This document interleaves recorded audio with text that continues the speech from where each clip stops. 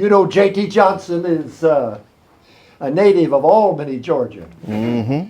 And he was a native of the movement in Albany, Georgia. And out of that movement came a intention to take hold in the South and even in St. Augustine, Florida. And he came over to St. Augustine, Florida with some teenagers.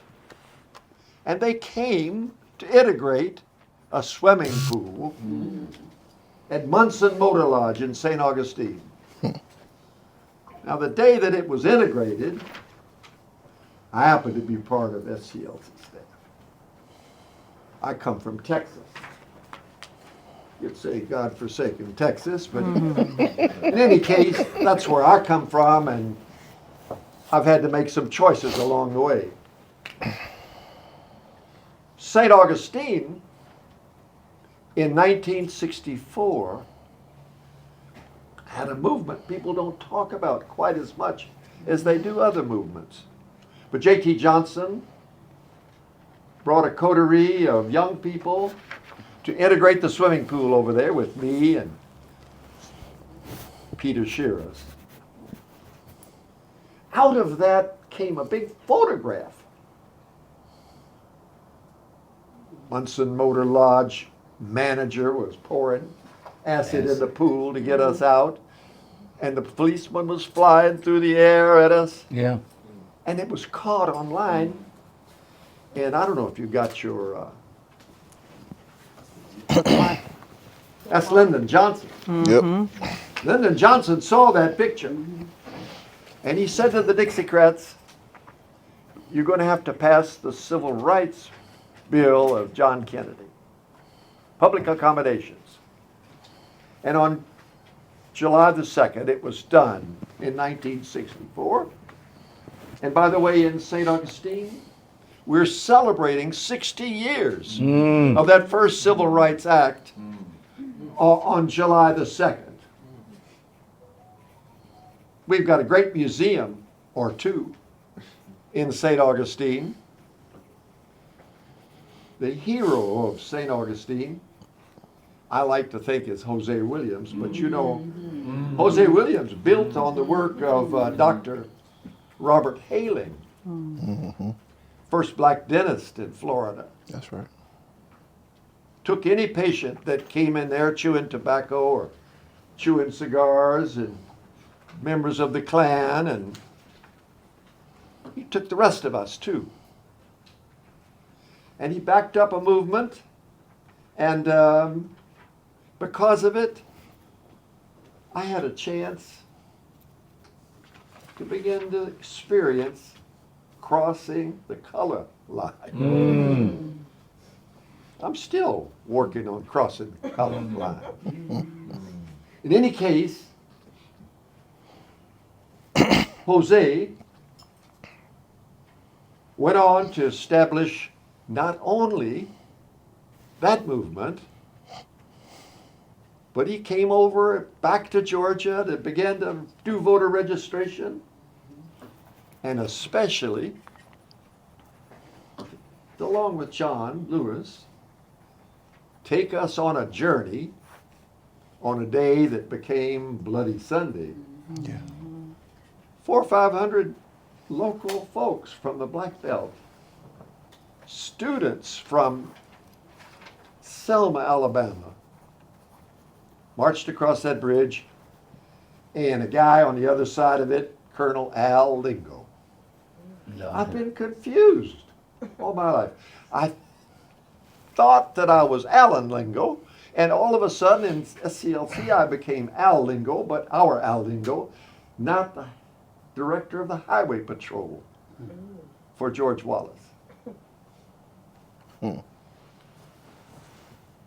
There are quite a number of white people in Alabama who stood up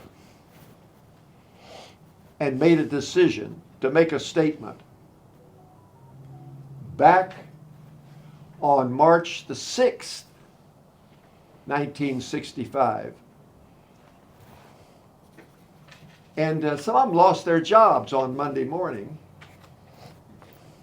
Some of them didn't. Some of them kept on keeping on. To this date, many of their children still come to Selma from across Alabama to carry that baton we were just hearing the poetry about of their parents. In any case, some months ago, Phyllis, Brenda shared with me that we were going to sit on their back porch and have this meeting. And I said, I'll be there. And here I am, and I'm as interested in the faces I see as the faces I'm alongside of.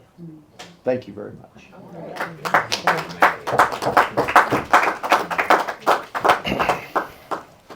I remember when I couldn't stand people like Al Lingo in 1959.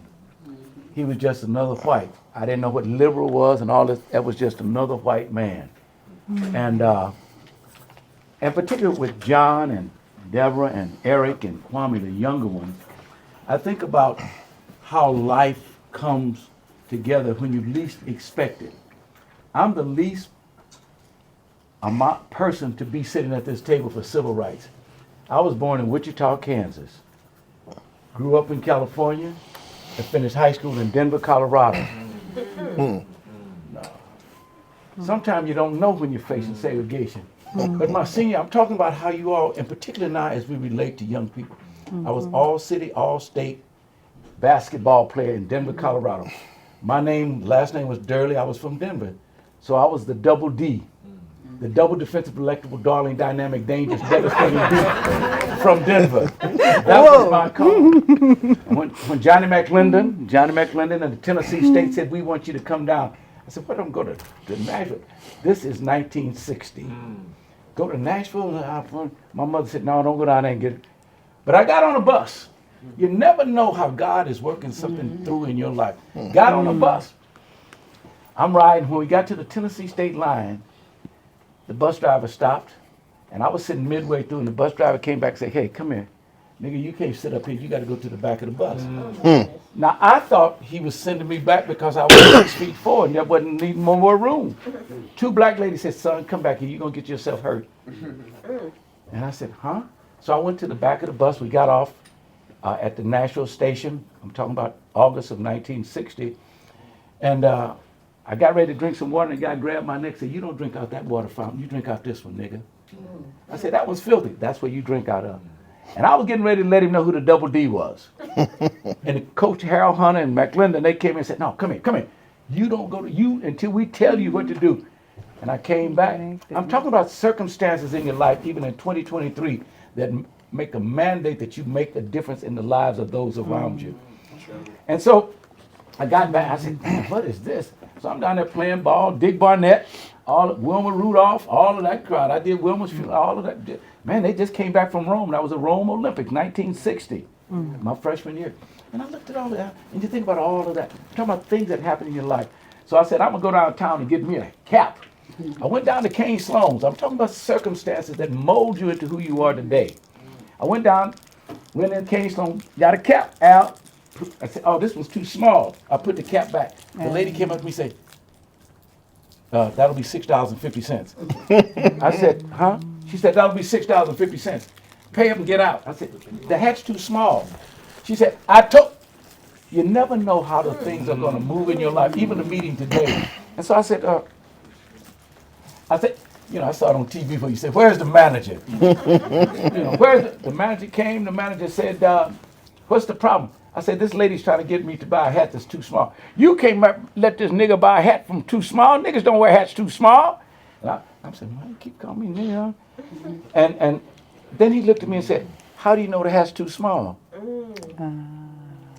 Things that happen in your life that change you forever. And he said, I said, well, when you tried that hat on? He took the hat, slapped me with the hat. The whole store came together. They hit on me and knocked me out, threw me out on the street. And I had to walk past my Harry back to Tennessee State. I'm talking about circumstances that happen in your life Kairos moments. And I told the coach, I'm going to UCLA. I'm getting out of here. I'm out of here. This is the key to the story. That night, there was a flyer that was passed around. We had mimeograph machines. You mimeograph with all that purple ink on. Everybody's gonna meet down at Fisk University. Fisk was known for some beautiful, intelligent women. So myself, Bill Smothers, we went down there, and while we were standing there waiting on this to go on, then the back door opened, and a young man came in who was 20 years old. I was 18. His name was John Lewis. Another one he was 28 years old. His name was Andrew Young. Then Martin came, and 5 of them talking about the Greyhound bus station. And I sit there, and you reach a point of transformation from the stories. It's not, they said, weren't you afraid? We were all afraid, Al. We were all afraid. And the rest is history. I got involved and then became president of the student government, captain of the basketball team, and led 200 students to the 1963 March on Washington. I was a leader out of Nashville going there.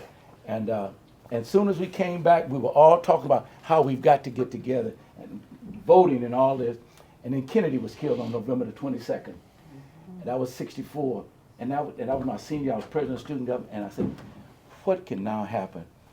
And then I just kind of, at different points, you don't lose it, but you just can't take it no more.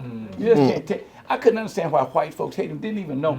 So I got ready to raise up, and so Dr. Davis and the faculty members and all said, no, you need to be cool.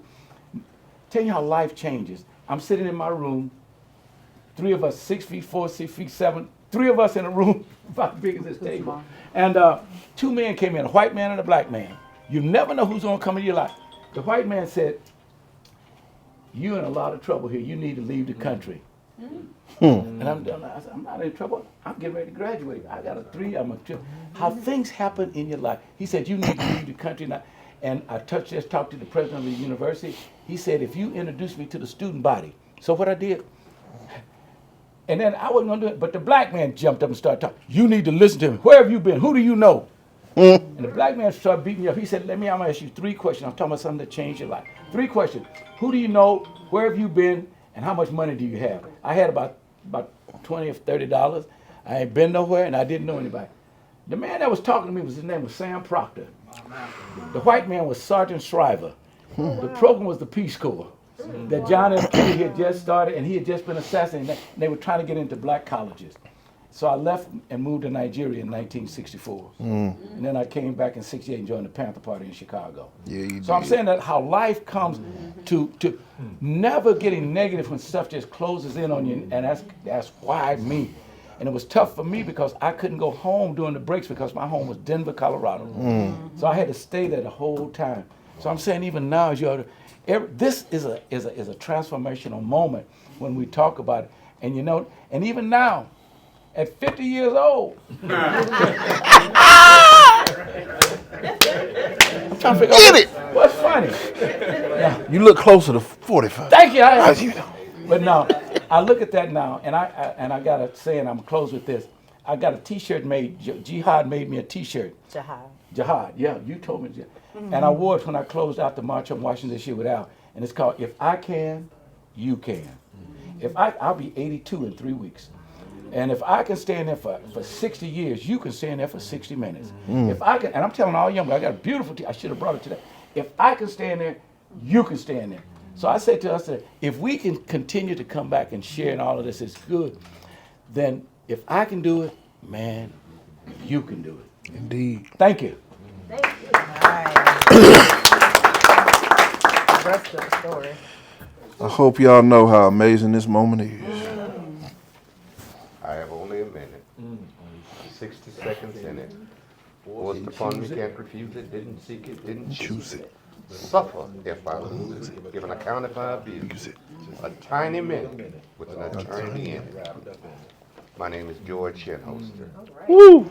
Now what I talk about is the George Shenholster experience. And as I've listened to these men, I find myself worse than John Taylor, caught up in what was. My year, 1962, Savannah, Georgia. I'm a student, I had my plans to be one of them top 10 people. I didn't know which superlative I was going to be, Lord help. but I was going to be one. Mm. Somebody said that in the state of Georgia, in the city of Savannah, we need to enforce the 1957 law to desegregate the schools. Savannah was hesitant about doing it with all deliberate speed. We started in the 12th grade. Here I was with that one moment in time Yeah. that I had already sat in.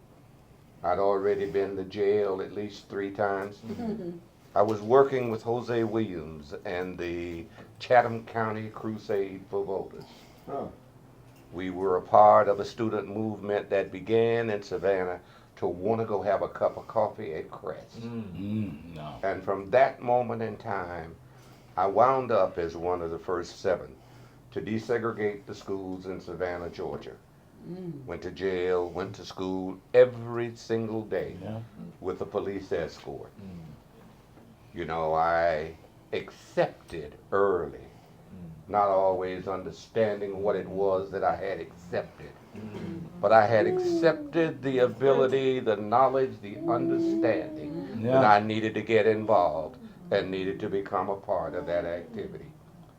When Al was talking about being at the Munson Motor Lodge, you know, I took one of my chemistry classes, Al, as I jumped in that water. Jose was brought a busload of us. Big Lester Hankerson, Henry Brownlee, Benjamin Van Clark. All of us were a part of that group to go down to St. Augustine. Couldn't swim a lick. Lord help. Phyllis, I held on to the side. The man started pouring that acid in the water. I remembered my chemistry class. Johnny, Johnny, do as you order. Don't put the acid in the water. And don't put me in there either. But I went from there to Allendale, South Carolina, the first time I led an event. I was 17 years old. I had an 87-year-old woman who wanted to register to vote. And I was there, we were doing voter registration. And it was my role to help her up those courthouse steps so that she could go vote. Lord help. When I got to the top of the stairs, somebody there said, "You outside agitators, we not gonna have that here. Our niggas don't do that." And you said to him, we didn't know a whole lot in those days about being nonviolent. We still were a little uppity. I told him, "Hey, the nigga here trying to vote." So, you know, we got there and the lady said, "I'm gonna vote today." And if you've ever counted every step when you were drug down from those steps. But I had a group that I was leading and I had to be strong. You were talking about being afraid. I was never afraid. Flat out scared every day. And so as I went and I did those kinds of things, you know, I was in Rolling Fork, Mississippi last week. And when you get out into those places that haven't changed, Yazoo City, people still talk about it. I stand there, Helen, and I think about what happened thereafter with the the Democratic Party, and looking at how there were people so determined to be a part. And you know, Fannie Lou came to mind. That's right. And That's you know, right. That's right. what I get on to, you guys, is that we are standing on the shoulders. I stand on the shoulders of so many. I think sometimes as I was listening to you, and I think about it, because it was my season. I started with Jose. Had to wait till he got out of the way. Ben Clark, had to wait for him to move on. Willie Bolden. All of us came from Savannah together. You know, we had a boatload. JT was in Albany when I went down to Albany. Willie Bolden and I were the leaders of the campaign that was down the street. where there was a hanging tree that was still active just outside of Albany, Georgia. You talk about being scared, being afraid. Yeah. You know, but you could sing one of those freedom songs, Miss Brenda, and they became the kind of inspiration that would move you on. You know, there were a lot of singers in SCLC, and Willie Bolden could hum that same tune. Ain't gonna let nobody turn us around. We got down to Albany, Bill Harris and the Freedom Singers.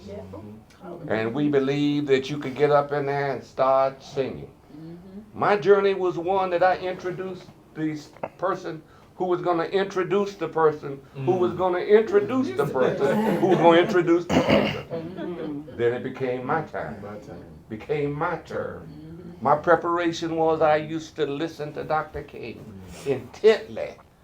I was in Grenada, Mississippi. I'm standing in Grenada and I'm leading. Doc hadn't got into Grenada yet. And I'm standing there with everything there that I ever heard him say. I said it before him. That same night, people were confused and they were coming into Chat and Chew, a little restaurant that we catered. People came in to Chat and Chew looking for the outside agitators. The brothers took me outside. They took me into a manhole. I followed that sewer pipe. I don't know how long I was going to get to that place where I was staying. You know, we often traveled, and the only thing we had when you talk about being paid for what you did. Talk about Freedom ain't free, y'all. We had $3 or $4, a name of somebody, and one of them old cars we got out of Michigan or wherever we went to get them cars from. The one thing that Jose did was teach us all how to drive, to make that 3-point turn on a dime. We were not afraid to run. You got out of those kinds of situations. But we learned. And when you go back to Chicago, those of you who are still going to school, every once in a while, you can remember some of the lessons that were taught. And some of these lessons came from some different kinds of places. And I was there and did a few classes with this guy who talked about if you work for the people, no organization can ever fire you. Saul Alinsky. And Saul used to talk about when you get there and you do the work of the people. And then you would sit back and you could hear this other tune. Coming out of Malcolm, first my people, then and only then the individual. So you begin to get a different sense of who you are, why you are, and what you're all about. So my season has come. My season has renewed itself. The salt does not lose its savor. It gains strength and moves forward. We still have some work yet to be done. So my new season allows me now to come back and help to fuel the fire that won't go out quite so readily. I'm grateful for those days I had. They changed my life immensely. Things I thought I would do, I never got around to doing them. Places I thought I would go, I never got around to doing them. I ran into a fellow as we looked at working in Birmingham, Alabama. A young James Orange. Slim. Big.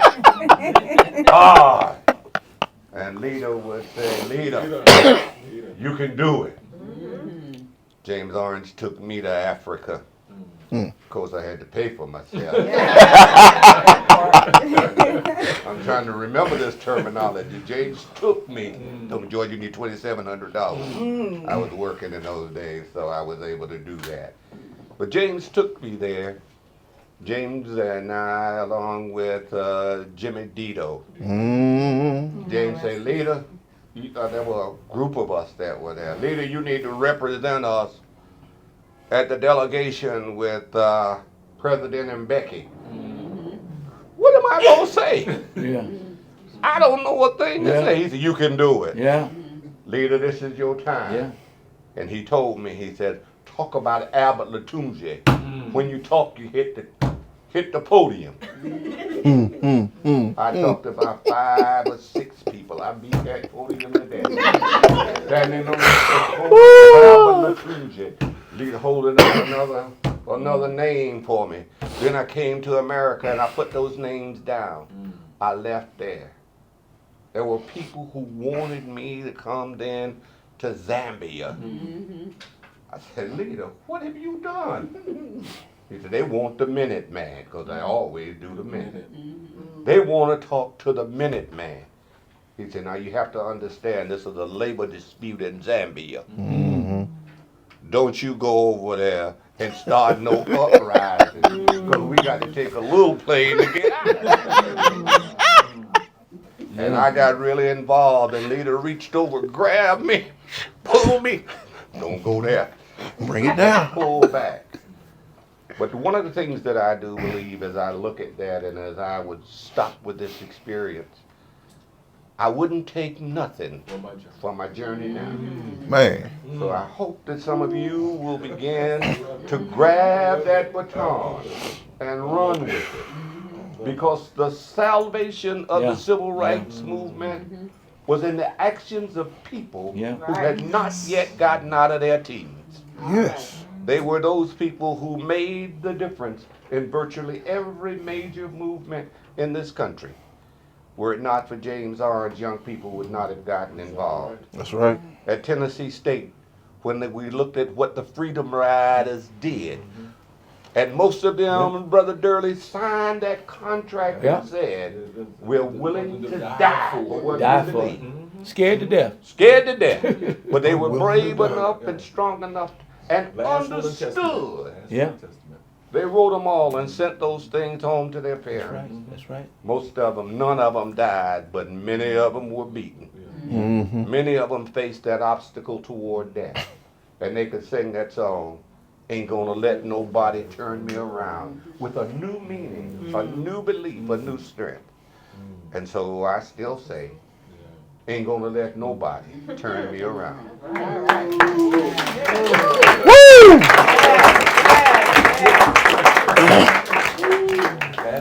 That's how you do it. Reverend? Leader. Leader, Man, look here. it's your Who seat. set the order? I'm glad Woo. Hey. Push the button. And the two key words, let me just give these 2 key words that made us all strong. We were willing to do 2 things that I hope this generation would do. We were willing to sacrifice and risk. People Amen. nowadays, when they come up to me and say, I'd like to come to the meeting, but I got to go to my fraternity. Get out. You're not what are you willing to sacrifice and risk? Yep. If you're not willing to sacrifice and risk, you're not movement material. Teach on it. Well, teach on it. Yeah. You the legacy. With that name you have. That's right. Kwame Nkrumah. So Kwame Nkrumah and Chief Albert Latucci. Well, all right. I'm named after two freedom fighters. In fact, 2 men that were both assassinated by their people. That's right. I am Kwame Latuli Abernathy. I'm the youngest son of Juanita Jones Abernathy and Reverend Dr. Ralph David Abernathy. My father was 29. Uncle Martin was 26. When in 1954, the secretary of the local NAACP, Rosa Parks, was the 3rd woman who refused to give up her seat in Montgomery, Alabama. 3rd. Teach Kwame. There were 2 other young people who were not deemed to be perfect plaintiffs for the legal case that would subsequently come. But nonetheless, a telephone call came out on December the 1st, which was my mother's birthday. And the president of the local NAACP, Mr. E.D. Nixon, then asked to speak with my father, and literally the rest was history. Uncle Martin had been in town for about a year at the time, and his childhood friend grew up, his childhood friend married my father's fraternity brother at Alabama State. So when they Kings had moved to Montgomery, they had a baby girl, which was Yolanda, and my mother and father had a baby girl, which was my oldest sister, Wanda. At the time, there really wasn't anything at all to do in Montgomery, anything to do for black people, as we listened to our elders earlier, but to congregate with one another at their homes. They were the two youngest ministers in Montgomery at the time. And until Uncle Martin had gotten there, our father was the only minister who had a college degree. Because at the time, ministers, you just, we were called. It was a thing that you were, wasn't a business of religion. You were called to preach. Lord help. So, old religion. I digress. But Daddy was the youngest minister, and the minister that had the college degree over at Alabama State. And he had led a boycott of the dining hall facilities and the food there, and was president of student body, and all of these other things. Was a disc jockey, and he was the young guy at. And the young man that they sent out to do all of the work in NAACP by the older members and the older elders and older pastors in town. So E.D. Nixon then called as the president in his 60s. He called and he said, "Ralph, you know, they have gone too far and they arrested Rosa this time. Going to protest, and I want you and the young guy over at Dexter, because no one knew Uncle Martin, he just gotten in town, and Uncle Martin was focused on finishing his dissertation. You can imagine, remember going back to school and getting the paperwork done, and then pastoring a church that was quite contentious, and a church that had just kicked out their previous pastor. That part. You ever see a good fight, then get in. And their previous pastor was a legendary Vernon Johns, who was my father's mentor in Montgomery. So when they got rid of their previous pastor, and Dr. Johns was a theologian of great measure. If I guess, I don't even know if we be anyone to compare him to, but he was a biblical scholar. Howard Thurman. And as my mother would tell me all the time, she was so impressed with him. But she'd say, Kwame, and he had 3 children, and all 3 were Phi Beta Kappa. But at Dexter, his members would listen to him, and he would recite the Bible ahead off the top of his memory, word for word, and they just follow to see where he would mess up, and he wouldn't mess up.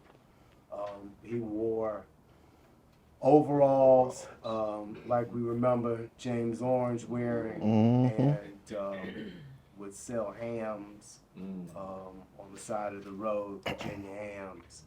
He'd lead a one-man protest because there were several people in Montgomery at the time, and several people, as we've learned in our history, because we stand here on so many people's shoulders, names that we will never know, but in somebody's town, everybody has a town, a hometown, South Georgia or North Georgia, Mississippi, Alabama, Tennessee, somewhere, where someone has made a sacrifice and stood up, and people in that area know their story.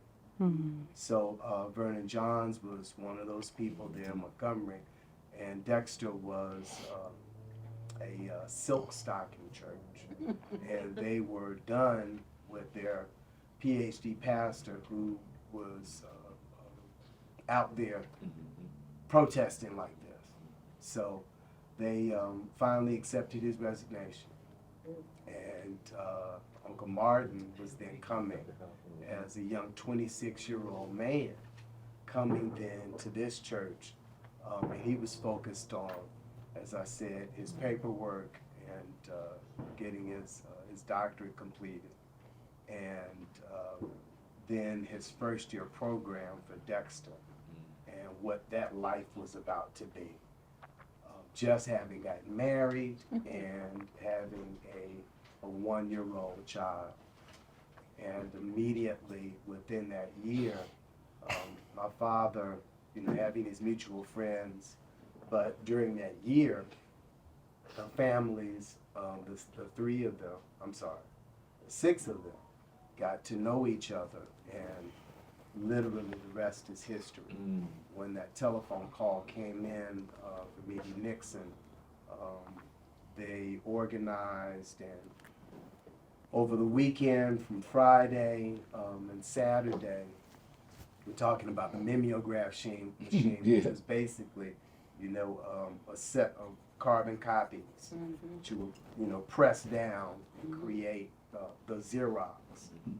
And from over the weekend, my mother typed, and along with so many other people in that area, to put together leaflets to let everyone know throughout the community that black people and Negroes at that time would not ride the bus on Monday. Well, a domestic housekeeper received the call, received a piece of paper, and she told her employer that she wasn't going to be able to come to work on Monday. And the lady said, well, I don't understand why. She said, well, I can't ride the bus. And she, well, what you mean you can't ride the bus? She said, I got a piece of paper, so I can't ride the bus. Well, the lady was so upset, she came over there, she got a piece of paper. She then gave it to the editor at the Montgomery Advertiser. And then Joe Asbill, the editor of the Montgomery Advertiser, they read on Sunday, Negroes will not ride the bus on protest of Rosa Parks' arrest. So whatever you did not hear on Friday, Saturday on the street, then you then heard from your ministers and then read the newspaper on Sunday. Well, the experiment on Monday morning, the buses rode empty. Looked outside, Uncle Martin, everybody looked out, and they could not believe it. Tuesday, the buses were also empty. Wednesday, the buses were empty. It's Wednesday evening that they then organized and created an organization called the Montgomery Improvement Association. The significance of all of that, and I'm telling you these days, is that Ralph David Abernathy and Martin Luther King Jr. did not make the Montgomery bus boycott. Tell the truth. The boycott, led by the people. Made them. That part. As Make it plain. we are to remember, and if we are true about our history, we have to continue to tell ourselves our real history. We're built on so The many real other things. history. They're just notches on that timeline. We were taught a timeline. It didn't begin and end with them. It didn't begin and end with Barack Obama. All right. It will continue to move forward. Yes. But I say all of that to say that after that third day, for 381 days, 381. people in Montgomery organized and continued to work together like a web, a tight web, and did not ride the bus for a year plus. Bankrupt the bus company and taught black people about of course we know what's possible. Taught the world what was possible. Montgomery, as my mother would tell me all the time, Montgomery taught the world. I mean, the ripples went down to South Africa. Albert Lutuli was chief of the Zulu tribe, founding member of the ANC, down to South Africa. People learned from us here in America, our protests. The American Civil Rights Movement is the greatest thing that this country has produced, second to the American Revolution that created this nation. One that creates a nation, and the second that liberates the people. All right, all right, That's it. all right. There you Now you better come through, Kwame. Yes. Here we are, moving forward. Here we are. I stand. I grew up listening to these stories. I don't know anything but this. All right. Moving forward. We are in a present day civil rights movement. All right, all right. Say My it. sister would say to me, or had said to me once, you know, I know you're jealous because you didn't grow up in the civil rights movement. You know, they were the little kids sitting in the front of these marches. My sister, my two sisters and my brother and the King children, their 3 kids, integrated Spring Street Elementary School here in Atlanta, Georgia. Spring Street, where the Center of Puppetry Arts is at present. But you know, they were those children. So she says to me, you know, you didn't have all the great battles. You didn't have the excitement. You're a child of the hip hop movement. It's a different thing for you. Well, actually, every generation has to deal with issues of its own. Every generation. And the alarm will ring. It's ringing right now. All right. Exactly right. We're living through it. We just had Freedom Summer 2020. All right. And all of the things that I heard, I cannot believe that in my lifetime, I witnessed these things. I witnessed the world change. I remember my mother would keep all of these old clothes with the bell-bottom jeans and the platform shoes. And she said to me, Kwame, everything in fashion just comes back around. And I remember thinking, I do remember, this is not Nobody gonna lie. wear that. I remember thinking, all right, but them bell-bottom jeans, no, not the platform shoes. With the something. goldfish. Wide shirt collar. Yes. All of these things have come back in my lifetime. Yes. Everything. She told me that as we witnessed, I listened to her in speeches talk about, we started with stem cell research. She talked about how the right was attracting the black vote. She talked about the fact that Roe versus Wade would be overturned. Here we are. No voters' rights. I mean, here we are. I cannot believe it. I cannot believe it. So we are living a present day, living through a present day civil rights movement. And we must, as a race of people, we must focus on education, 1, and then 2, a generational fight. All right. We have to fight. We have to teach these young children to continue to fight. Organize, strategize, and fight. Freedom is not free. Freedom ain't free. This is real.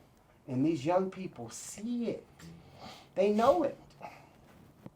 And it's time for us to continue to push that forward. I'm gonna get off my soapbox. I know I preach, but I got it the honest way.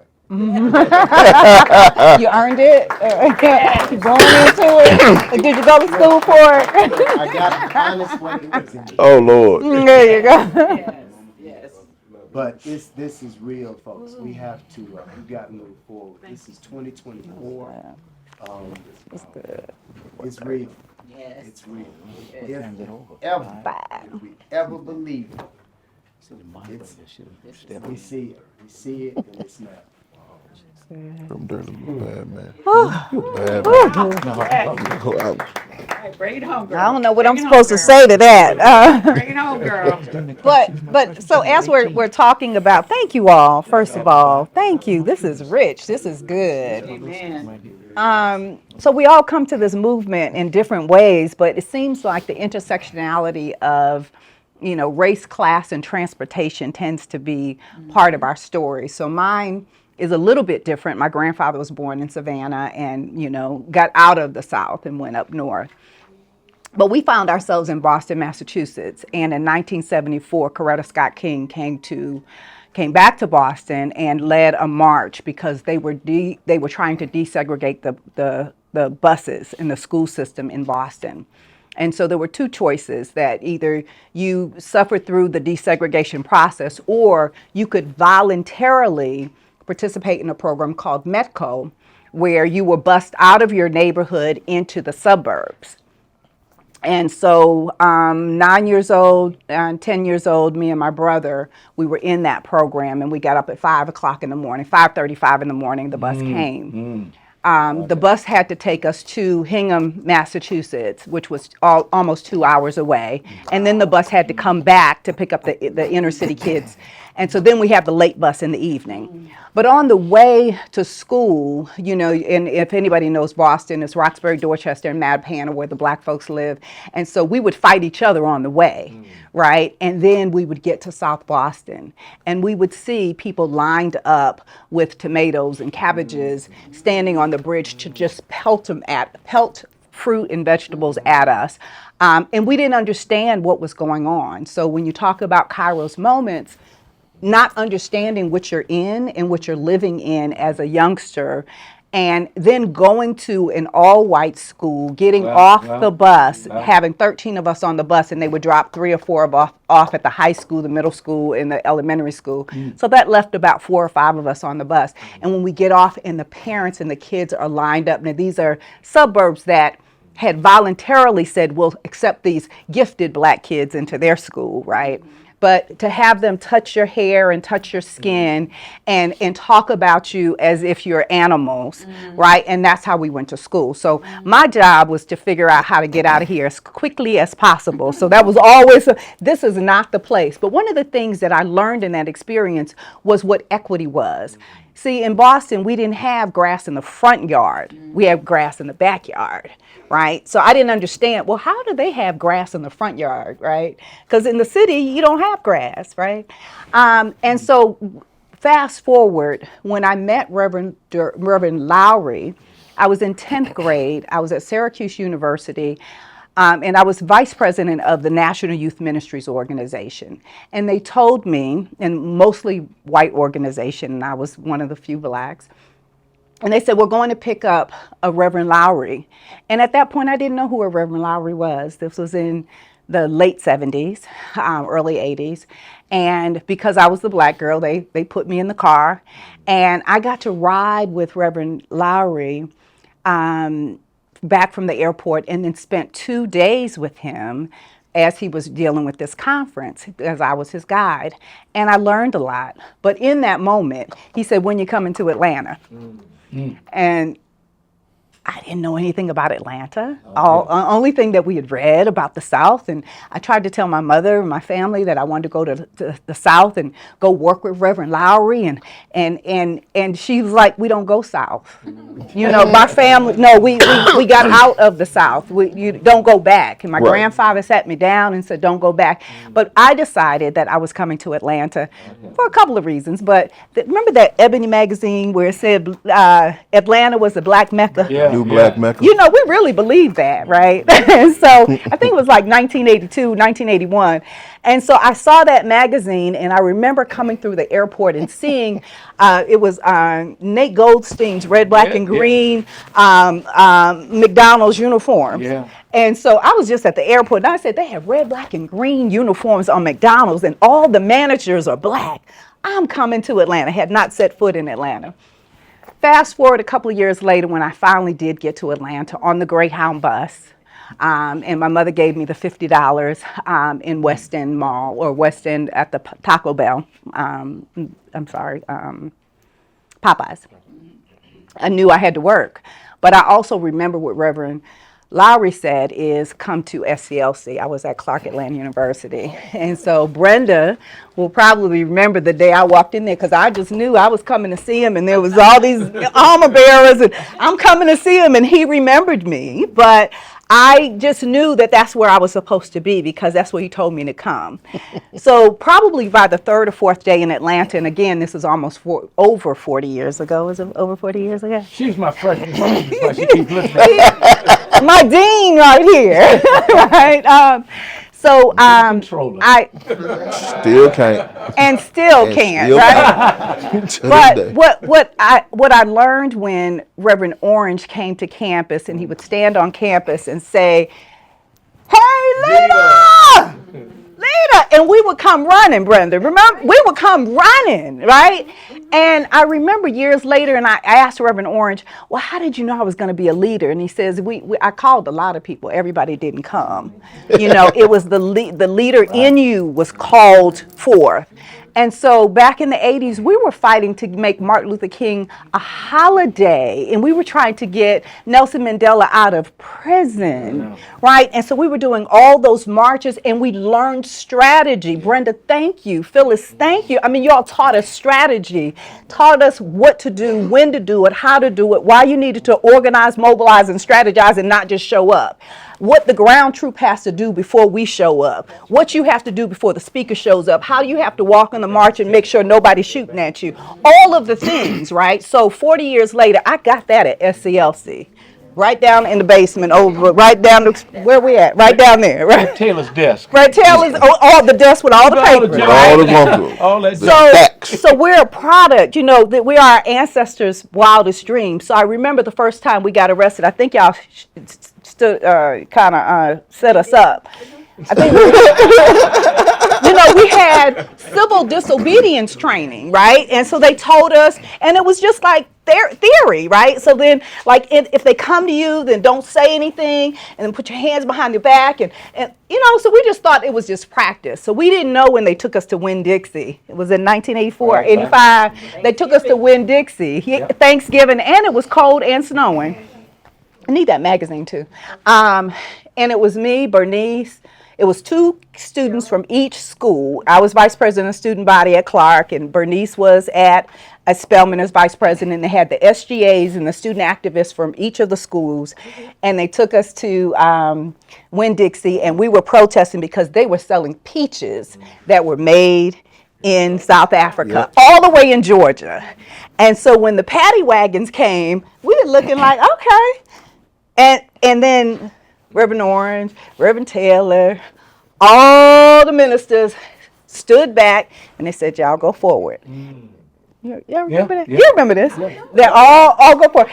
And so when they arrested us for real, I thought it was staged, that this stuff really didn't happen, that those were just pictures. So when they really arrested us and we're in the paddy wagon, I didn't know that this was real, like real, until they put us in the cell in College Park and the door closed. That's when we started getting scared, right? So the fear part, and this is in the 80s. We were scared in the 80s in College Park. So I can imagine what you all experienced in the 60s. So that was my first arrest. Since then, I've had several. For all social justice reasons, right? All social justice. Yes. But what I remember is when we were filming School Days, that was really a protest that we had been doing on campus. We were cutting some machines that had flavors coming out of the sodas, right? And so, you know, you're drinking the blood of your South African brothers and sisters if you drink this soda, right? And I remember there was a dean or two that called us in the office like, "What are y'all doing? Do you know who Robert Woodruff is? And do you know how this money comes to this school? And you know you on financial aid. So y'all gotta be careful how you organize." So again, learning strategy. Yes. When Hosea went to Forsyth County the first time, I was not on the bus. That second time, we didn't understand what we were doing. They just came and got the buses on AU Center. I don't know, Felicia, did you go? We went to, okay. We got on those buses. You remember? I remember. We got on those buses thinking it was a field trip. Is that the one down to Yeah, Forsyth? Forsyth County. Oh man. And we remember we go over that hill, and all of a sudden you saw the Klan, and that was the first time. Cold, snowy. And with stuff on, I mean, with the regalia on, with their faces shown. I didn't know that that existed. And this is in the 80s, right? So between Hosea Williams, Reverend Orange, Mrs. Lowry, Reverend Lowry, Ella Mae Brable, who taught me how to register people to vote, and then working at the Voter Education Project with John Lewis and Ed Brown, it gave me the grounding that voter registration, voter education is the sauce that we need for this movement. And so here it is, 2024. And we're still in the same situation. The movement didn't die. The movement is still in us, right? So we have a responsibility at this moment, and I'm going to pass the mic right now, but we have a responsibility in this moment not to go back. We can't go back to the 40s and the 50s and the 60s and the 70s and even the 80s. We have to go forward. And so when our rights are under attack, what will we do? Stand up, fight back. That's If what I we're gonna can, you can. do. That's right. We can do it together. Tell them about your last arrest.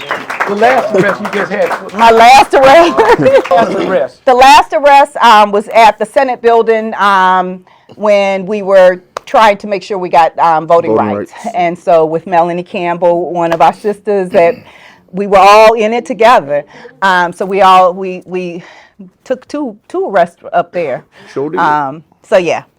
And then John, you know, the whole labor connection with Reverend Orange and John, and you know, it's all connected. So thank you. This is an honor, but it also is a reminder and a reaffirmation that we have work to do and we don't have enough time. Yeah. Right? And this 40 years for me has gone really fast. And I hope that I have another 40 years, but while I'm here, I got to do my work. Yeah. Right? And so while we're here, we have to do our work, and we have to each one teach one and pass it forward. So we have to educate these young people. I'm glad this is being taped because we need to make sure that the next generation and the now generation understands that they have a role to play. That's right. Thank you. If I can do it for 60, you can do it for 6 million. You can do it for 6 months. If I can do it for. There we go. Oh Lord. Here comes time. So look, I'm gonna do it like this. I'm gonna give you a little bit of history about me, and I'm gonna start by saying Reverend Orange saved my life before he ever knew who I was. Through his accolades and his work, he saved my life before he ever knew who I was. So I'm from Cleveland, Ohio, and I want to be clear about this. I'm a street dude, right? Everything to go along with being a street dude. That's who I was growing up. I had no problem being a street dude. I had no misgivings about where my life was going to end up. I went to Tuskegee University with a blue steamer trunk full of weapons and Other things. other accoutrements and poetry, right? And poetry. Dope guns, poetry. That's what I went to Tuskegee with. I got off a Greyhound bus in Bessemer, Alabama. My aunt picked me up. I was able to spend the night at her house. The next morning, we didn't even take my stuff out the car. Her gray Toyota Tercel went from Bessemer, Alabama, right outside of Birmingham, dropped me off at Tuskegee University on the basketball court out behind the chapel. She gave me a kiss on the forehead and said, "Bye, JR, have a good time," and drove off. That was it. My first semester at Tuskegee was hell on earth. I loved the campus, but I struggled because I'm a hood dude. And rules just don't apply to me. I don't care about your rules. So I was militant from day one. But I had a professor who signed me up in his political science course. His name was Dr. Darrell Roberts. I grew to love this man, but at the time I hated him. I didn't want to take his intro to poli-sci class. I wanted to take Dr. Joe Jemai's intro to poli-sci because I liked Dr. Jemai. He was my advisor. That dude was cool. He cared about humans. I wanted to learn from him. So I made the decision in all my smartness that I wasn't going to sign up for Dr. Roberts. I was going to drop his class. But see, at Tuskegee, you can't drop a class. You have to be dropped from a class by your professor. At Tuskegee, you don't get an F, you get a Y, which is an incomplete. And see, what that does to your GPA is tank it. So that Greyhound bus I took, I almost took one back that same semester because I was on a dean's scholarship. everything that happened to me in Cleveland, watching two of my best friends get killed, my junior year of high school at John Adams, my homeboy who had just got out of juvie, who came home, went directly to school, was wearing the clothes that they gave him from juvie. They started joning him, making fun of him in study hall. He pulled out his strap, chased two of them out of the school, killed one of them in front of the school, killed one of them down the street. See, I was 16. I was in the library because my aunt worked in the library. So I was helping stack books. So they locked down the school. When I found out what happened and who was involved, it was three of the people that I love. I was torn up by that. But we also found out that the principal had sent a letter to the superintendent calling us animals, criminals. We got patted down going inside my school. We weren't allowed to leave the building during the day. So they shut John Adams High School down when I was 16. And then I went to this place called Shaker Heights High School, which is the third richest community in the country. They had this egress. They had a planetarium in the school. So while I was broke, couldn't even get books, and couldn't go out for lunch at John Adams, these kids could come and go as they pleased. As you said, moments that change your life. So when I left Cleveland going to Tuskegee, I was already militarized. I was angry. I was mad in a different way, Hank. But when we got there, in that first semester, that dean of the department tried to get me to change my class. I stood on principle. Standing on principle lost me my scholarship. Woo! That was a problem because my family was broken. We ain't had no money. So I met this lady by the name of Barbara Howard and filled out this thing called a FAFSA form. It was in 2000 that I found out that Barbara Howard, the woman who kept me in school as my financial aid advisor at the Carnegie Hall at Tuskegee University, was an acolyte of Reverend James Orange. Because Barbara Howard ran for mayor in Tuskegee, and that's when I first met Reverend James Orange. He came down to help her run her campaign. And I met him, and I met Gordon Sellers, and I met Dito, and I met Walt Cleveland. There were so many amazing foot soldiers. Don't forget about Other Wall, Ralph Warren. Yeah, see, there's so many folks that touched us along the way. So when I graduated from Tuskegee in 2001, I went home to Cleveland. And I worked for PIRG, this Public Interest Research Group, for about 6 weeks. Almost got killed 4 times. Decided that I was either going to end up in a box or put somebody in a box if I stayed in Cleveland. So I got in a car with 2 white folks and drove back down to Atlanta, Georgia, and started doing environmental justice organizing. And while I was doing that, I met this sister by the name of Connie Tucker. She gave me my first job at SOC. And while I was working with them, I met this sister by the name of Felicia Davis. Full circle. She gave me my first trip to South Africa. By the way, that first trip to South Africa, I didn't have to pay for it, George, because this beautiful woman by the name of Ruby Shinholster, she might be somewhere around here. See, Ruby also saved my life. And when I came back from that trip to South Africa, I had lost all my jobs, didn't have no money, I was dead broke, and we were protesting a power plant down in Macon, Georgia. And this fella, who was not as slender as when you knew him, he was more rotund like me, but he was sitting on a golf cart in front of the city hall in Macon. And he said, "Leader, come here." And I said, "I know he don't know me. Ain't no way in hell this dude will remember who I am." He said, "Leader, you were down there with Barbara." "Yes, sir, I was." "Stop by the Atlanta Life building on Monday." All right, bet. I ain't think nothing about it. Went home, got something to eat, kicked it, partied. Stopped by the office on Monday. Almost forgot, but I said, "Now let me run over there." And I stopped by the office. And I waited for 3.5 hours and watched this guy with 2 phones. He had on this shirt with pockets. He had 2 phones, and he had this pager, and he had a little notepad. And I watched him for 3 hours take calls, do things. Leader, do me a favor, run to T's Seafood and get us some fish. Him and Tyrone sitting in this little round table. Tyrone Brooks. He said, Leader, do me a favor. Hey, can y'all go get me some of them soft peppermints? See, back then, he called them trotters, right? But wouldn't nobody let him have trotters. It's pig feet, right? If you come across some trotters, Leader, give me a couple of those. Okay, I got you. So I left the building. And I was like, what the hell am I doing? What is this guy? How did I didn't come in for that. All right, bet I'm gonna go do this because dude asked for it. He seemed nice, whatever. I came and sat back down with him, and he said, "Leader, what do you want to do?" What's your purpose? I said, "I don't know. I'm mad. Everything messed up around here. I'm frustrated. This ain't going the way it's supposed to." He said, "Every time I see you, you with a group of young people." I said, "Yeah." He said, "What y'all gonna do?" And see, that was the thing about Reverend Orange. Reverend Orange never put me at a kiddie table. He never put anybody I knew at it. There was no kiddie table. The expectation was excellent from day one that you were a leader, that you were going to do, that you were going to show up. He told me something that I will never forget. He said, you could mess up something every day. Just don't mess up the same thing every day. So I got in this car,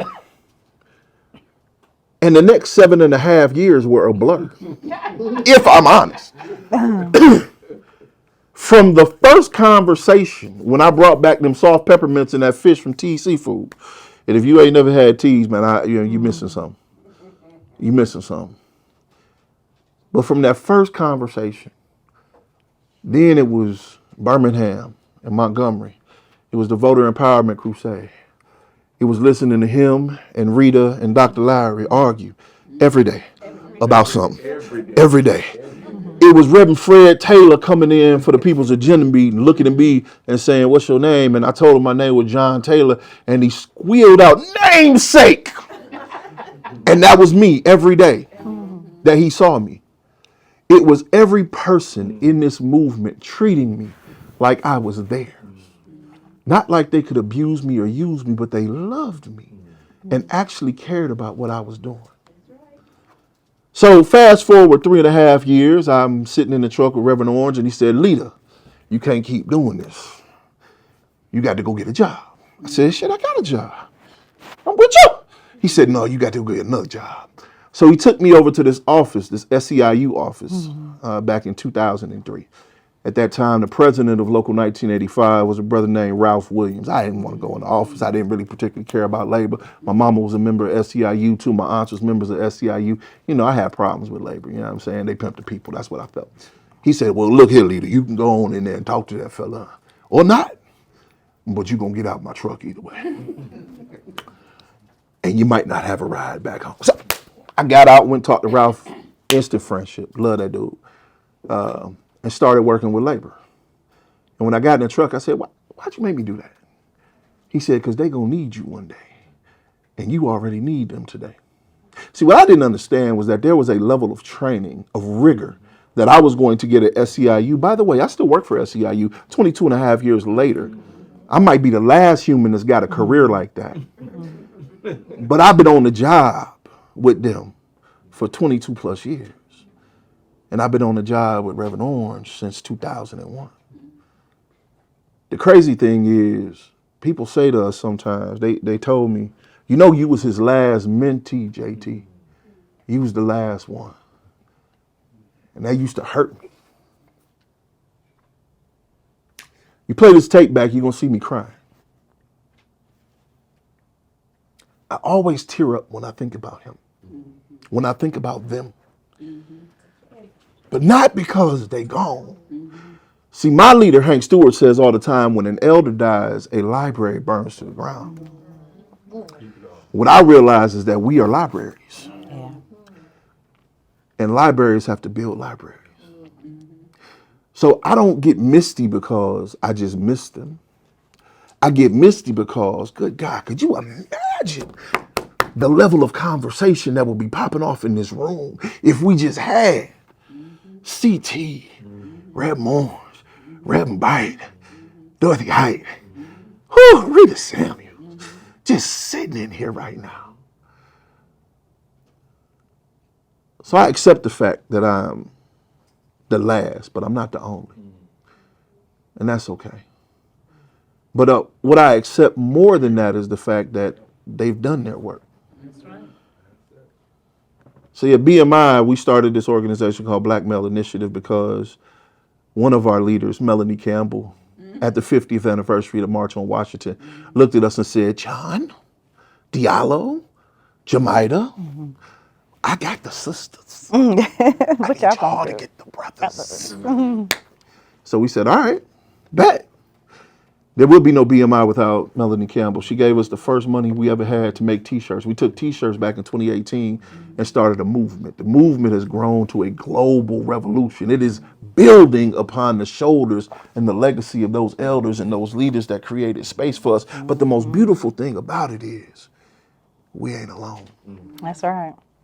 Because every day we get to inspire, engage, and engross a new generation of folks. So I'm going to leave you with this because it codifies everything I'm saying. Well, We were down there in Sanford after Trayvon died. It was the SCLC convention, if y'all remember. And I was riding in the truck with Jamida and CT Vivian. Man, look. And, you know, so Reverend Richard Bright and CT Vivian are two of my favorite humans on the planet. Let's just be clear about this, right? And I'm with CT, and CT is telling me, like he always does, leader, I'm going to get you to lose about 15 of them pounds. You can't be round like James forever. And he would, like, poke my little tummy, and I'd be like, all right, bro, I got you. And we were driving up under some trees that had that moss on it, like in Savannah. And as we were driving, we were making small talk, right? Because I want CT to stop telling me about his diet and he's a vegetarian and his kids and, you know, him and Reverend Bright telling me about settling down and all. And so I'm like, okay, bro, I'm here.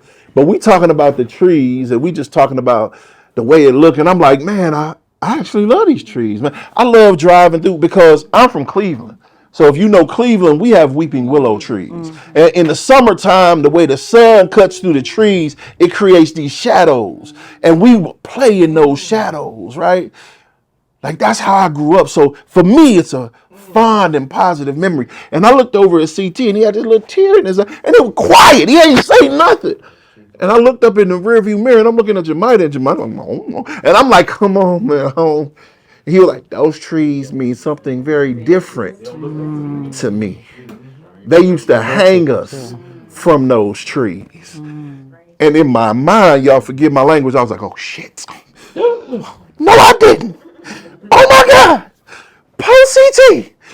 And he sat there for a good long while. I think another 15 and a half minutes, didn't say nothing. I'm looking in the rearview mirror at Jamida like, don't say nothing, JT, just let it be. And I'm sitting there like, Jesus. Longest ride of my life. And then he looked over and he patted me on my leg and said, you know, it might be a good thing that you like those trees. Because maybe that means we've done some good work. Because you can see those trees as beautiful. And then he said, well, maybe one day I can see them as beautiful too. I mean, look, I was still nervous getting out the truck because I didn't really want to say nothing else. You don't want to bring that up for people who used to ride around with a roll of quarters in their pocket and when they sang. See, y'all talking about ain't going to let nobody turn me around, but I was sitting in the car and I kept hearing, this may be my last time. And see, it hit different when this may be my last time is real because it may have been their last time. Yeah. So I'm going to say this. I hope we all understand the legacy and the power that is assembled as we invoke the memory of the leaders that sacrificed. Not something, but everything so that we could even be in this building. My tears are tears of joy, y'all, because I see young faces in this space. And I know young ears will hear this word. And that means that the work will continue. My name is Eric Bell. I'm a representative for the state of Georgia. I represent District 75. Yeah. And Gotta like this. the youngest black male Democrat in this House of Georgia. And sitting here, I just kept thinking what to say. listening to all the stories of from Mr. Lingo, from just seeing the pictures in St. Augustine and like actually seeing the person, or just standing in the crowds where Reverend Durley or Miss Scott were speaking, because we were marching somewhere through downtown Atlanta, or even from Kentucky to anywhere across the United States, but to sit here and now be, how they kept saying, we're standing on shoulders of giants, and to sit with giants, to sit with you all is a pleasure, is an honor. It's a great respect to all of you. Everything that you've done, you opened the doors to made it possible for people like me to walk through. So hopefully that I can open the door to make it possible for people to run through, to fly through, to drive through, to put on the Greyhound bus, and we're going to bust them through. That's right. Seriously, Lord help. everything you've done. And I kept thinking, how did I get here? Other than my Aunt Phyllis, when she tells me to do things, I do it. Eric, tell them how old you are. I'm 32. My journey to activism kind of started like, I'm prior military.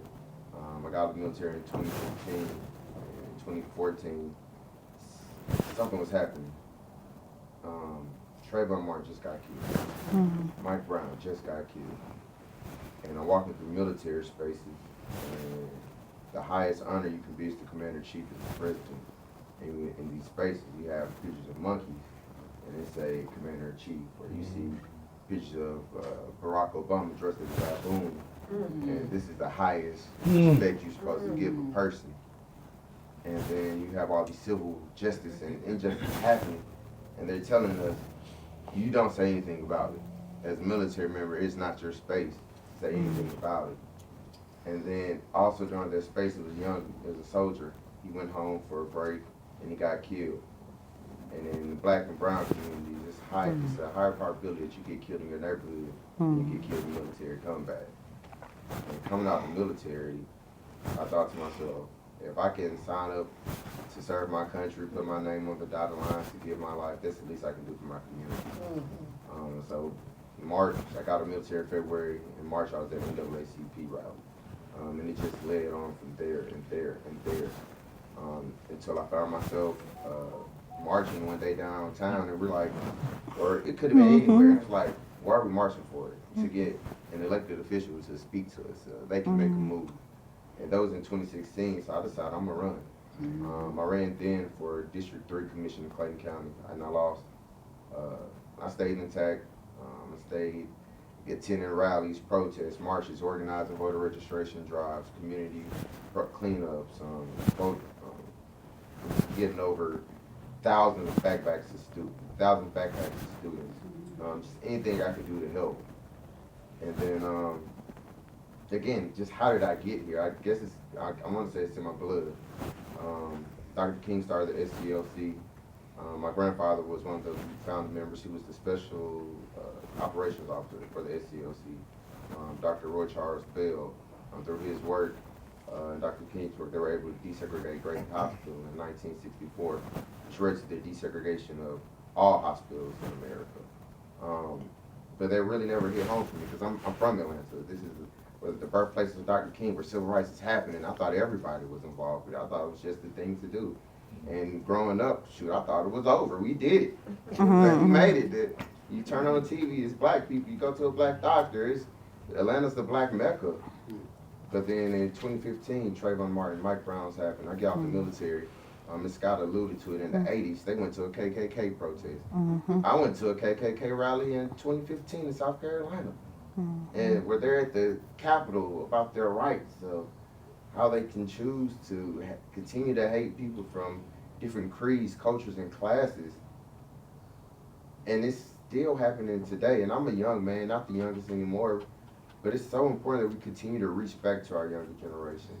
And we look different, we talk different, we dress different, we might even listen to different music. But but it's the same fight. It just changed. It just changed names. It may not be called civil rights anymore. You might call it restorative justice or criminal justice reform, but it's the same fight. And I think that's sort of the biggest fallacy that we've been so told and bought, that the fight is over. that we made it, that the promised land is here, and the mountaintop, we're now looking down at the valley. Well, we're still climbing, y'all. We're still climbing. Here. We're still climbing. And as long as I got breath in me, I'm here to climb. Hey, All right. like that. Lord help. Yes.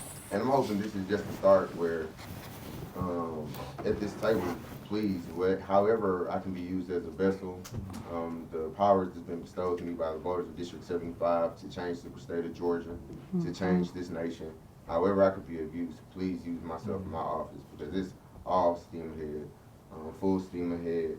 It's no reason why we can debate if we want to spend hundreds of millions of dollars on a police training facility, but we have 3 metro hospitals closing. That part. Homelessness is Yes. All right time across high. from the Capitol. Yes. Right across from City Hall, you have the Presbyterian Church. And you can go out there any day of the year and see people sleeping on the streets. Personally, I have cousins that died from hypothermia to study at Harvard. So it's that important. We're just one step away, whether it's a car accident or whether it's a slip and fall, we're one step away from being those who are less fortunate. It's a luxury to wake up. My girlfriend asked me, she said, "What you thankful today?" I always tell her to wake up on my own free will. Just to get up and not have to tell somebody you're gonna go work today. Well, I gotta work because the bills go on, but it's no one forcing me. It's no one forcing me to say, "Here's your 3 meals and your cot." Just That's to right. have the That's breath right. to breathe and to have that luxury. I feel like it's also your responsibility to advocate for someone who doesn't have that luxury. Speak on That's it. the part, and that's just the part of having luxury, to make sure that everyone has it. But I'm not here to talk a long time. I'm just here to work, y'all. All right. I'm just here to work. Let's get it done. Yeah.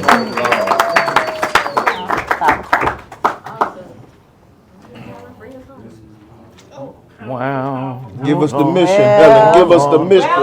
Well. I guess this is full circle because I can see my leader, Dr. Joseph Eccles Lowry, sitting here saying voting is a sacred right. But for us, it is a moral obligation. We must do this. And if you've heard about all this history today, man, I just give this panel, these foot soldiers. I mean, I've heard some of these stories, but it's like I'm a little child listening again to understand this, because I went through the 60s, y'all. I was one of the first 100 at UGA, University of Georgia.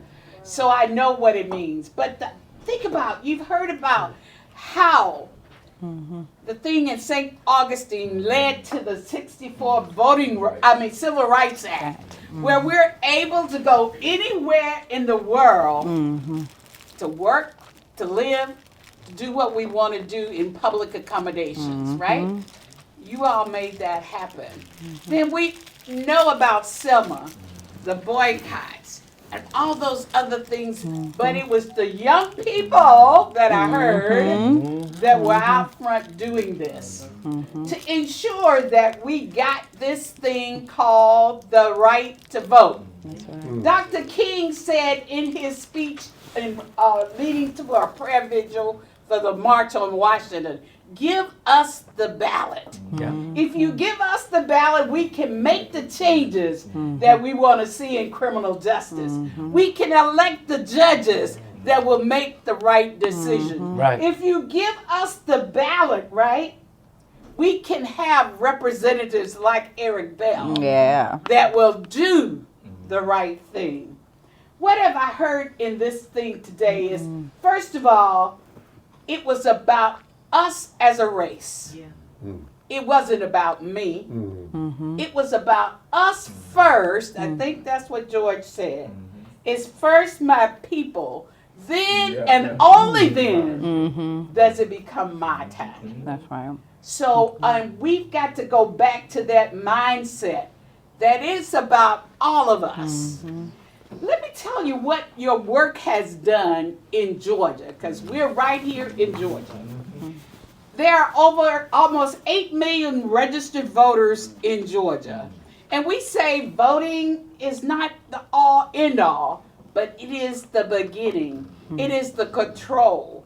Why? Because the elected officials work for us. So I'm the employer That's right. of Eric.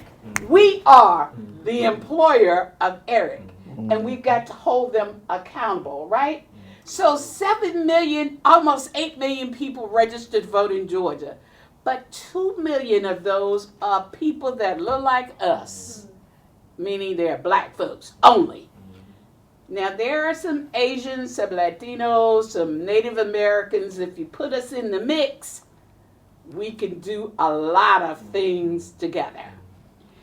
And we can be the change that we want to be.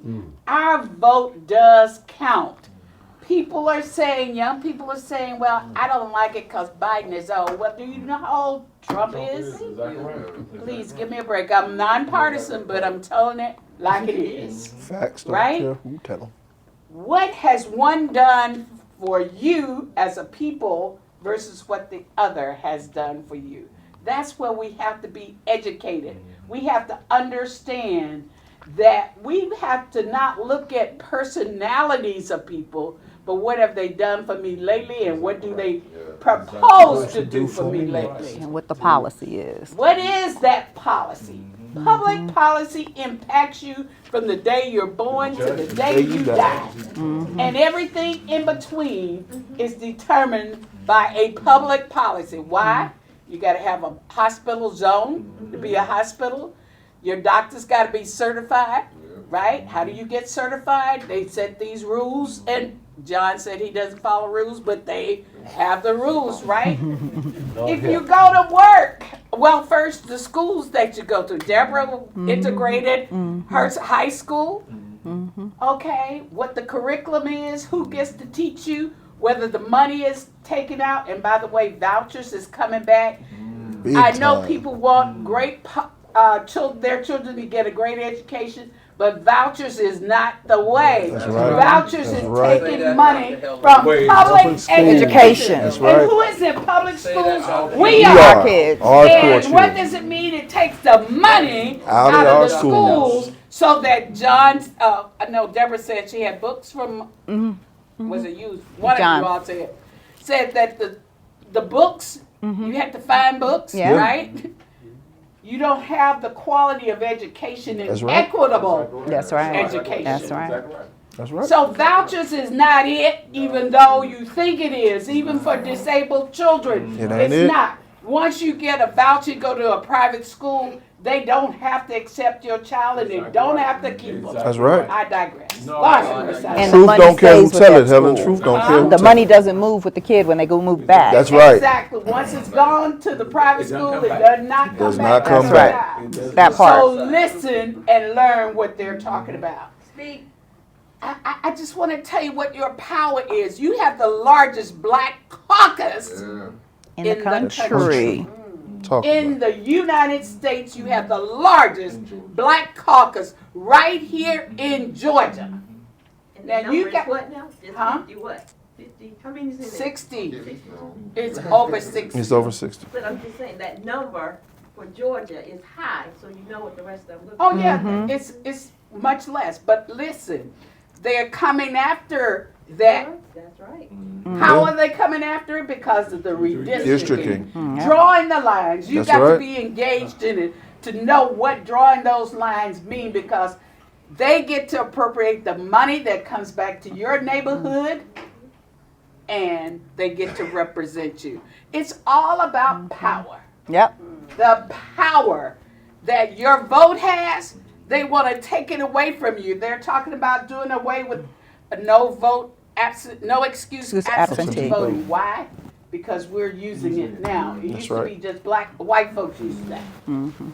But the thing is that little thing that you have that says, sign me up, I want to register to vote, has power. Exactly right.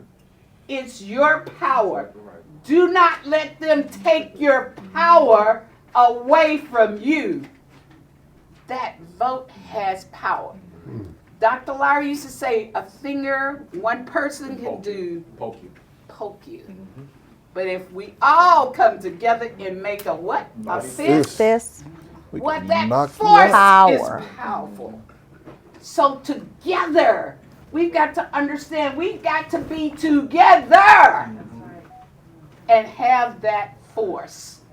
We cannot sit down on any election. March 12th is the first one. It's the presidential preference primary. Okay, there are several after that.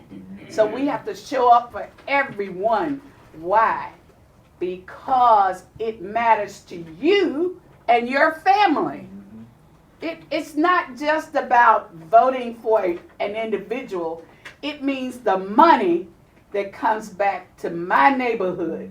It means who gets to listen to me. You can call Eric every day and he'll sit down and talk to you, but try somebody else. That's I know right. I got a representative that doesn't look like me. I call for an appointment, they don't have time.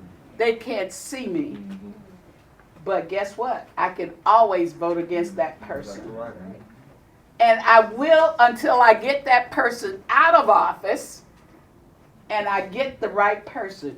And guess what? You young people out here, you should run for office. Yes. Don't wait on us to pass the torch Take it. or the baton, right? Just go do it. Take it. Nike has Already a yours. saying, just Just do do it. Just do it. Be the change that you want to be. Right? That you want to see happen in your communities. You got to be that change. I accept the torch, right? When I was a little girl in the country in Madison, Buckhead, I shouldn't say that, Georgia. I was in Buckhead, Georgia, right? Not a care in the world. Me and my 4 brothers. Just me and my 4. I always wanted to follow my brothers, but they wouldn't let me have time. But anyway, I didn't ever think that I would get to do the things I'm doing now. I was the first in a lot of things I did in my lifetime. GM, General Motors, I was one of the first blacks. In my grocery chain, I was one of the first VPs. The only black in VP. But again, the thing is, what did I do to help somebody else? That's right. That's right. So we as a people have to say, what is it that we can do together to change our outcome? We got a lot of money that we spend, but where are we spending it? That's right. Are we spending it with our black businesses? That's or do right. you think, Al, excuse the expression, you know, The ice. you wasn't a good one, but you think some of those others are better than ours? That ice is better? It is not. Right, Deborah? Right, that's not. Yeah, It ice is ain't not. cold, isn't it? Cold. Coal is all the same. And so the idea is that you have power. You have it in a vote in this country. Now, there are some that want to be autocrats and kings and take your power and you have to bow down to them. I'm not bowing down to anybody. No. So you keep your power and use that power, because that vote is your power. That's right. They're doing everything they can to take it away. We've come full circle, Kwame. Full circle. We're still fighting for voting rights. Again. From 1965, and this is 2024. There is no reason we should be fighting for voting rights, right? We should be fighting for criminal justice reform. Right. Economic And empowerment. remember, when you vote, go all the way down the ballot. 'Cause That's right. Those district attorneys, those judges that you're passing over, those public School service board, commissioners that you're Public Service passing over, Commission. affect your everyday life. A public service commission determines what your little phone bill is gonna Gotta be, run out. what your Light light bill bill is gonna gonna be, be, your what water your bill. Run gas out. is As soon as gonna this is be. over, I'm running. All right? I'm trying to be. And by the way, we've only had 2 blacks ever be a public service commissioner. Yeah, Right. fix that.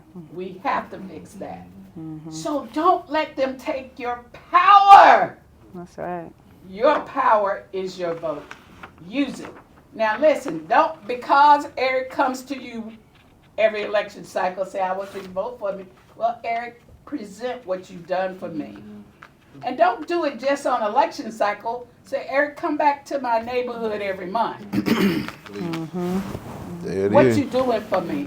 Tell me about how hard it is down there at that legislature to get anything passed because there are people that have evil, well, Demon Dome. I don't know if they're evil, but they want to retain power because they know in 2035, who's going to be the majority? All right. Who's going to be the Yeah. majority? At dinner. We are. You're looking at it We right are. here in this room. So use your power. Your vote counts. Don't let anyone tell you. You can't sit at home and say Biden is not doing anything for me. Look at the American Rescue Plan. Look at the Inflation Reduction Act. I'm giving you assignments to do. Okay? Look at where that money went to. Eric can show you where the budget is, right? That's right. It's all about the money trail. It's all about the money trail. It's all about the money trail. Do it. Vote. Vote. Vote. Yes. Wait, okay, Don, stand up. Come on, you are our symbol, right? Vote. Damn it.